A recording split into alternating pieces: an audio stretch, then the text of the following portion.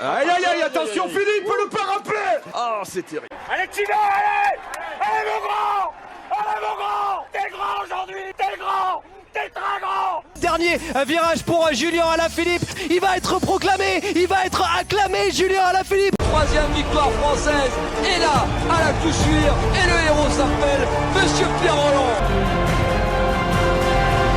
Salut les grosses cuisses, c'est Stroligno, bienvenue dans la tête dans le guidon. On se retrouve pour un format que vous adorez, un format de commentaires de course. Et là je vous montre le départ du peloton pour vous montrer un peu combien on est.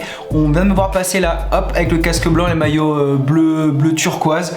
Donc vous allez voir qu'on était quand même un peloton assez fourni aujourd'hui dans ce Tchekio. Donc un Tchekio, c'est une course clandestine mais qui est organisée pour la reprise de rythme de tous les sportifs. Et donc tous les sportifs au niveau professionnel, élite, viennent s'entraîner. Et regardez, en fin de peloton, on voit traîner des maillots de toutes les couleurs. C'est les maillots de la Team Medellin, l'équipe en Conti Pro. Je vais pas vous faire plus attendre, on se retrouve directement au lancement de la course. On a passé le départ fictif qui est contrôlé pendant 7 km. Et là on se retrouve sur la dernière petite Loma, le dernier petit répétition avant de lancer la course. Et donc là la course est lancée, on arrive sur la route principale. Et donc vous avez vu qu'on était un peloton de 130 cyclistes quand même. Donc sur route ouverte, bien sûr contrôlé par des motos hein, parce que j'ai eu des commentaires là-dessus sur ma dernière vidéo. Donc vous inquiétez pas, on se sent extrêmement en sécurité. Et d'ailleurs si vous avez regardé les dernières vidéos de Grégoire, de Grégoryto, les pelotons en France semblent un peu plus dangereux sur des routes fermées que ici sur des routes ouvertes, parce que là on a de la place et regardez, on est contrôlé par des motos, donc ne vous inquiétez pas.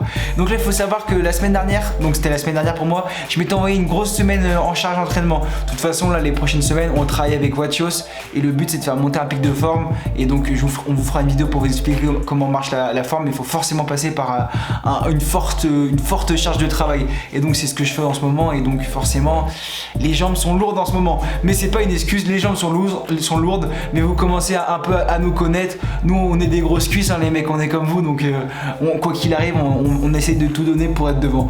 Donc là je suis un peu loin dans le peloton était tiré parce que la première partie de la course était assez en descente, comme vous avez pu le voir. C'est toujours le même parcours qui va jusqu'au tunnel. Avant le tunnel il y a un répétition très dur d'une dizaine de minutes où là ça fixe et après ça continue. Vous allez voir, cette course elle a été épique parce qu'on a roulé à 46 km/h de moyenne sur 70 bornes. Je vous ai dit qu'on s'est fait mal aux jambes, et surtout épique parce qu'il y avait la pluie, et la pluie avec la vitesse, c'était un truc de dingue, une course dont je m'en souviendrai. Surtout qu'il y avait les pros de Team Medellin et d'autres équipes professionnelles Colombie au niveau national comme EPME ou CME qui ont contrôlé la course et qui laissaient rien partir. Et donc dès que ça voulait sortir, et eux ils étaient derrière et boum, là que je te suis, là qu'on met un gros coup de vis et tout le peloton devait suivre parce qu'ils contrôlaient. Et donc c'était très dur et c'était très dur de partir en échappée. C'était mon objectif avant la course. Je n'avais parlé avec Julian, mon pote de mon club, qui est assez bon, qui est très bon même, mais impossible. Et là donc la course est lancée, on vient de passer la descente. Je double Gabriella qui est aussi égérie de chez Sanremo, le magasin. Donc très sympa de l'avoir dans un peloton, toujours de voir des filles.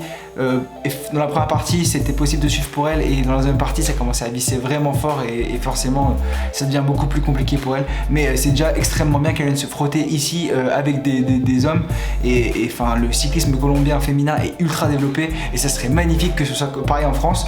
Là vous allez voir dans la vidéo, je me prends des coups de coude et les filles elles viennent frotter avec moi, elles ont pas peur et c'est cool. Donc là on arrive dans le premier répétition, et là je me laisse sur les pédales, j'ai mal aux jambes. Déjà vous voyez il y a énormément de cyclistes, parce que là je suis plutôt en tête de peloton. Il y a énormément de cyclistes, mais surtout que c'est peut-être parce que c'est le départ hein, mais on a fait quand même un départ contrôlé de 7 km. Et là je me lève sur les pédales, j'ai mal aux jambes, mais je me dis bon, aujourd'hui on va rester caché, on va voir ce qui se passe. Bon de toute façon je vous dis que la course a été contrôlée de fou, mais regardez mon cœur il monte super haut. On est sur le premier répétition, c'était 200 mètres, je suis déjà à 185, je fais wow, calmez-vous. Et surtout que je me retrouve directement un peu loin. Devant moi c'est un coureur de EPME, donc l'équipe qui a contrôlé et qui a d'ailleurs pour leur sprinter, parce que c'est un parcours avec beaucoup de petites montées, vallonné plutôt je dirais, mais un sprinter qui passe bien les bosses, et il peut s'offrir la victoire. On se retrouve donc au 29e kilomètre, quasiment 30. Je voulais vous faire un point sur la course parce que la première partie comme ça roule souvent très vite. Surtout que je vous ai dit que cette course on l'avait fait à 46 de moyenne. Donc là, je pense qu'on devait rouler vers les 49-50 de moyenne sur les 30 premiers kilomètres. Après, c'est plutôt descendant avec des répétitions. Donc en gros, en descente, tu roules facilement, très rapidement. Et après, dans la répétition, de toute façon, vu que c'est court et que ça monte, ça visse, ça te fait tambouriner le cœur. C'est parfait pour les intervalles, pour s'entraîner. C'est génial. Je vous assure, venez en Colombie faire vos stages. Non, je sais que j'ai de la chance. D'ailleurs, Tom Dumoulin était là. Mais je voulais vous allumer pour vous montrer que la pluie arrive. Et ça va changer la course. Et donc voilà, 29e kilomètre, il y avait un petit peu de pluie les premières gouttes. Et là, on est au 31e. Et là, les mecs, on s'est pris vraiment donc la tempête. Regardez-moi ce temps. Et là, petite anecdote sur le vélo, je suis là et je commence à rigoler tout seul et je me dis putain, mais qu'est-ce que je fous là?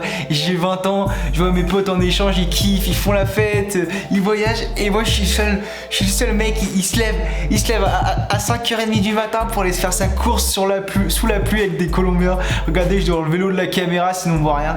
Mais regardez-moi ce temps horrible. J'étais plutôt à l'aise sous la pluie. C'est un temps que j'apprécie plus que la forte chaleur. Et donc je me suis dit, bah de toute façon on est là, hein, faut pédaler maintenant, faut pédaler et il faut se faire mal. Mais surtout je vous rallume parce qu'en plus on se tape la pluie au moment le plus difficile le moment le plus difficile quoi, c'est la côte avant le tunnel, donc le gros répétio où la sélection est faite et vous allez voir que là ça va pas louper, ça va bien visser avec les équipes qui contrôlent pour vu que c'était contrôlé à l'avant de la course, et c'est une course qui va se faire d'élimination par l'arrière et en fait l'avant du peloton va avancer et accélérer, ce qui va empêcher les échappés de partir, mais du coup ce qui va faire craquer les moins forts un peu à l'arrière du peloton. C'est un peu une sélection naturelle si je peux me permettre le terme. Et là donc je suis milieu de peloton, je m'affole pas, vous voyez mon cœur il est à 177 donc c'est pas encore mon max, je suis vraiment pas encore au seuil, je m'affole pas mais je sais que de toute façon à un moment on va se prendre un énorme coup de vis et qu'il va pas falloir traîner dans les dernières positions si tu veux rester. Donc il faut être placé, il faut pas se cramer. Regardez là, mon cœur est directement monté à 185, ça y est on est au seuil. Donc là la pente elle met 0% mais je vous assure que ça monte parce que vous avez bien vu que quand c'est plat on roule à 45 quoi.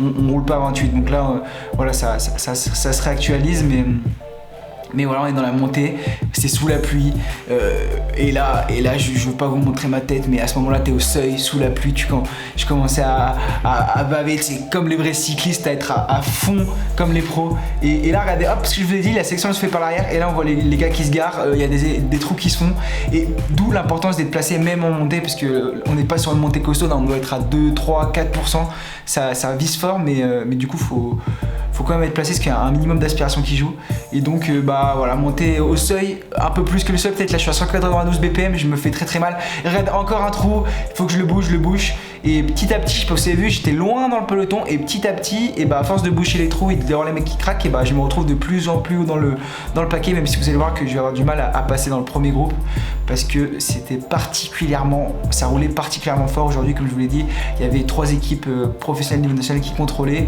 plus les pros de Team Medellin qui dès qu'ils mettaient le nez dehors, tout le peloton accélérait. Là regardez, encore un trou, hop, donc là je fais l'effort pour revenir à ce niveau là et là je suis en haut du paquet, je suis en haut du paquet dans le premier groupe mais derrière, donc je suis en danger. Et là, qui c'est que je vois sur la droite? Un maillot du Team Medellin qui se replace, c'est le gars qui était formé dans mon club, donc très sympa. Et là si je me dis s'il est là, c'est qu'il faut être à l'avant parce qu'on le voit pas à l'avant de la course. Et là comme par hasard au niveau de la montée il se remet à l'avant. Je me suis dit c'est que là il faut passer dans le premier groupe quoi. Là faut pas traîner à l'arrière, jouer au débile et tout. Donc les cyclistes, les coursiers vous connaissez cet effort. Et voilà, faut serrer les dents, je suis à 194 au cœur. Je suis à bloc, les autres aussi, donc faut pas croire que si t'es à bloc les autres ils sont faciles, faut pas croire que là le mec du Team Medellin il est facile, même s'il est pro, le mec il souffre, surtout que c'est un sprinter. Du coup on voit quand même qu'il a quand même beaucoup plus de facilité que moi à remonter dans le paquet. Voilà, il remonte par la droite, je le vois déjà plus, mais je suis encore dans le premier peloton entre guillemets. Et là on voit le quad CME là en noir et orange devant qui qui ralentit, ça ralentit un peu, on se fait très très mal. Et vous voyez que la montée est longue quand même, hein. C'est pas une montée où on monte au seuil sur 300 mètres là. Là ça doit déjà faire peut-être 2-3 minutes qu'on est à bloc, quoi, qu'on est tous à bloc. Et regardez là devant moi, c'est Dani Osorio qui a fait des podiums sur la Volta de Colombia face à des Oran et tout. Regardez-moi la facilité avec laquelle il remonte le paquet, alors que moi je suis complètement à bloc. Et on voit que ça s'est bien étiré, parce que je vois même plus l'avant du peloton, mais là de toute façon je suis la tête dans le guidon, hein. La chaîne n'a jamais autant bien porté son nom. Je suis la tête dans le guidon et je tire la tête comme ça, je pousse, je tire, je tire comme un débile, et je suis à bloc. Je suis complètement à bloc et j'essaie de tenir les roues, et bah je m'en sors pas trop mal, et je sais que de toute façon je me fais mal là, et derrière le peloton il se sera écrémé, et bah après tu joues la gagne dans le groupe de tête, mais vous voyez qu'il y a quand même beaucoup plus de monde que d'habitude qui passe. Et regardez, hop là je suis dans le virage et je vais passer un tout petit peu en retrait, mais quand même dans le premier groupe, j'ai pas vraiment mal à revenir. Je vais vous montrer d'un point de vue extérieur. Regardez là, super, on remercie les images de Horacio de nous avoir fait les images, le président du club qui organise la course. Donc là on voit que devant il y a quand même 2-3 gars qui essaient de partir en échappée. À mon avis avec les équipes qui contrôlent, c'était un peu léger, c'était pas si nombreux. Et là il y a le paquet qui arrive. Donc le paquet c'est quand même bien réduit, hein. Je vous rappelle qu'on était 130. Hop, et là il y a une micro cassure, mais qui va être rebouchée en descente. Et moi je suis là je suis à ce niveau-là, Et donc hop, on me voit là, donc en plus Horacio il me file parce que je suis du club. Et donc hop, là, hop, on va passer casque blanc là, et la relance à ce moment-là, elle fait très mal, parce que tu t'es fait mal pendant toute la montée. Et à ce moment-là, tu dois faire ton sprint pour passer. Et on voit que derrière, ça a bien cassé. Et donc, on se retrouve directement après la relance où je me suis fait mal. Et là, on est dans la descente. Je suis encore à 189 au cœur. Et le problème, c'est que t'as les mecs à qui je suis passé qui ralentissent. Et en fait, là, faut pas ralentir. Faut se faire mal dans la descente. Il faut descendre à 80 km/h, je veux dire, voire plus. Enfin, pour reprendre le paquet. Et après, une fois que t'es dans le paquet, tu peux boire, manger. Mais vraiment, t'as mal à ce moment-là, tu passes le cache, et c'est là qu'il faut se faire mal une dernière fois, un dernier coup de cravache. Et on va voir, là je suis dans la route de ce gars, je me dis on va revenir avec ce gars, mais il roule pas si vite que ça. Et vous allez voir qu'on va se faire dépasser par un gars de Sisté Crédito qui passe beaucoup plus vite. Et là je me dis, ça me fout le coup de pression, je me dis allez on passe, voilà, hop, le gars de Sisté Crédito il passe, équipe professionnelle aussi. Et là je me cale dans sa roue et je dis maintenant le groupe de tête, c'est plus un peloton, hein, c'est un groupe de tête. Vous allez voir, on va arriver à 30-40 alors qu'on est parti à 130. Il est parti, et là et voilà, je mets les watts, je me mets en position aéro, et je trouve que je me démerde plutôt bien en descente, surtout avec la pluie. J'avais pas peur. On descend à 80 sur une pente à moins 2%, moins 3%, donc c'est-à-dire qu'on a envoyé avant d'avoir cette vitesse. Et là je m'arrête pas, et en fait vous voyez que devant c'est complètement éclaté, et que les gars qui sont partis devant ils sont rattrapés. Mais moi là je m'arrête pas, je m'arrêterai quand je serai vraiment devant le groupe, parce que je sais que c'est dur. Hop, là je redouble Dani Osorio qui a fait podium sur la Volta de Colombia, qui je vous ai dit qui était très à l'aise, qui remontait. Donc là c'est à dire que si je suis là, c'est que je suis au niveau des meilleurs grimpeurs, des meilleurs tout court, et donc je suis bien remonté. Mais regardez, on descend à 80 km/h avec la pluie. Bon après là du coup c'est complètement éclaté, parce qu'on est tous passés au compte-gouttes en fait en haut, vu que en gros c'était une énorme quinte de cyclistes où on s'est tous mis rond, mais sportivement parlant. Et là j'arrive à atteindre l'avant du groupe après cette descente compliquée. Et donc là on se retrouve au kilomètre 55, donc il doit rester une petite vingtaine de kilomètres. Et je voulais vous montrer que déjà il continue de pleuvoir, c'est pour ça que la course était très dure, c'est que c'était pas seulement une averse, c'est qu'il a plu tout le long. Et mon Garmin s'en souviendra, je sais pas si vous me suivez sur les réseaux, sinon je vous invite à nous suivre sur les réseaux, LTDG ou Stroligno. LTDG, vous allez suivre toute notre saison avec Grégoire et moi, et Stroligno, vous pouvez suivre un peu plus mon aventure personnellement en Colombie, ce qui se passe dans ma vie, c'est génial. Je vous invite à nous suivre sur les réseaux, et pas hésiter à nous contacter, nous envoyer des messages, parce qu'on est des cyclistes, et le but c'est quand même d'être proche de vous tous, et de pouvoir créer une communauté cycliste. Là on voit que je me cale ma course sur le coureur de la team Medellin qui est à droite. Je cale pas ma course sur lui, mais quand je le vois à côté, c'est que je me dis que je suis bien placé. Et donc là je suis bien placé dans le peloton qui s'est vraiment amaigri, et comme je vous ai dit, c'est une course qui se fait par l'arrière, donc en gros il n'y a pas d'échappée, les gars ils contrôlent le vent, et donc ça craque en fait, puisque vous allez voir que vous voyez que mon cœur il est assez haut là. Après je crois qu'il y a un petit bug quand même sur le Garmin, puisque mon Garmin avec la pluie là il est mort parce que j'étais tombé. Mais quand même c'est pour vous montrer que ça roulait fort. Et là il y en a un petit moment de pause dans le peloton, mais pour vous montrer que le peloton c'était bien amaigri, et qu'il va continuer à s'amaigrir tout au long de cette course de folie. Et donc là on se retrouve au kilomètre 58. Donc là il reste clairement il reste un peu moins de 10 bornes. Je crois que la course en tout elle doit faire 68 km. Plus ou moins. Et donc là je suis dans la roue de square de Team Medellin qui était dans mon club. Et donc je me dis je suis bien placé là, je reste là, je m'économise. Il faut savoir qu'on a roulé à 46 km en moyenne. Donc vraiment ça nous a. Enfin le peloton était lessivé. Et dès que je me retournais je voyais de moins en moins de monde. Donc là je décide d'être dans sa roue. Et là ce qui va se passer, il va se passer un truc. Il y a Julian, le mec de mon club, donc mon pote, qui on voit très bien qu'on laisse passer les voitures. Il n'y a pas de resprits, je vous rassure, sur les routes ouvertes, c'est très bien contrôlé.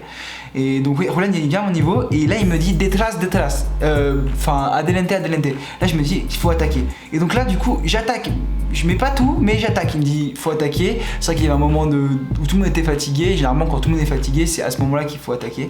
Et donc là j'attaque un peu en facteur, donc mon cardio fréquence mètre bug un peu, mais vous inquiétez pas que ça a monté. Voilà, ouais, ça monte d'un coup là, 180 directement, 182, et je roule à 45 km/h devant le peloton.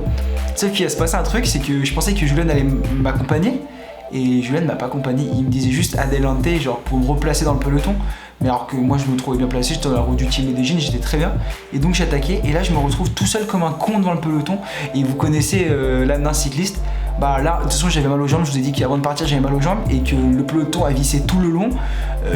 Et que c'était une course de dingue, qu'on a roulé à 46 km en moyenne. Et là je me retrouve devant le peloton comme un con. Et je me dis bah, soit je continue à appuyer tout seul, soit je m'arrête et je me fais rattraper. Mais si je m'arrête et que je me fais rattraper, je passe pour un con quoi, je passe pour un touriste. Du coup je décide de me mettre au seuil, pas à fond, donc pas à 100%, je pense que je me mets à 80%. Et j'appuie et j'attends de me faire rattraper. Je sais que je vais me faire rattraper, je suis tout seul derrière un peloton qui est contrôlé par une équipe, vous allez voir quand je vais me faire avaler. Et donc je décide, je continue à appuyer, regardez, je suis tout seul devant le peloton. Sauf que le peloton il est à 150 mètres derrière quoi. Il est à 150 mètres derrière et je suis tout seul comme un con à appuyer.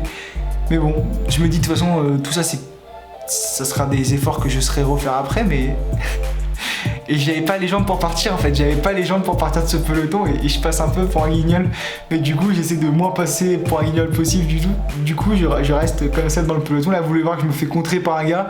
J'essaye même pas de prendre sa roue parce que je vois qu'il y a personne qui suit derrière. Et voilà. Et ensuite le peloton arrive et là regardez c'est maillot vert, c'est EPME qui contrôle complètement la course. Et là je me suis saccagé les jambes en fait. Parce que la course a été très exigeante. Enfin on a roulé comme je vous l'ai dit très vite. Et donc très exigeante et moi j'ai très mal aux jambes.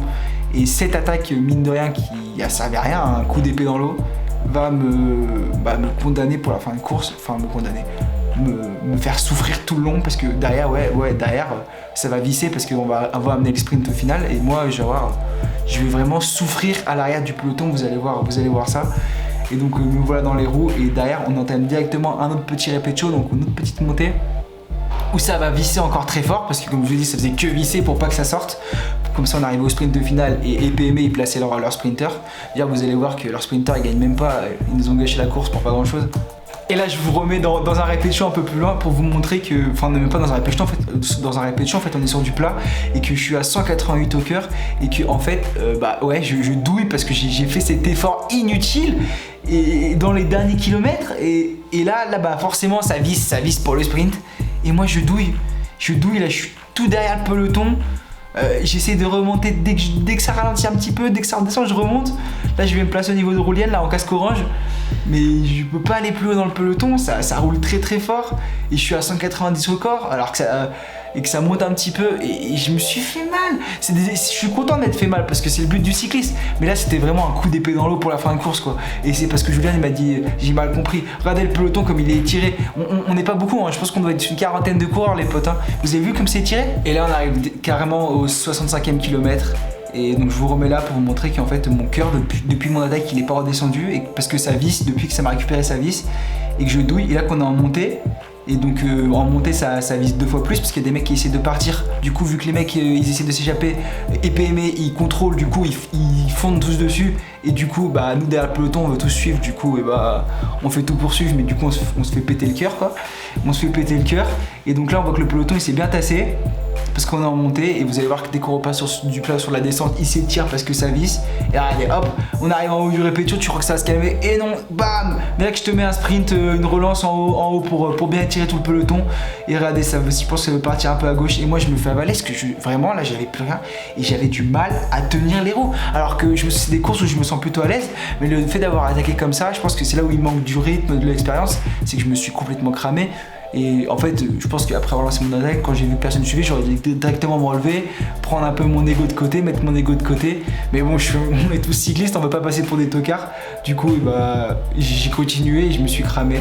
Et voilà, là, on arrive et vous voyez que même en descente, je suis en difficulté.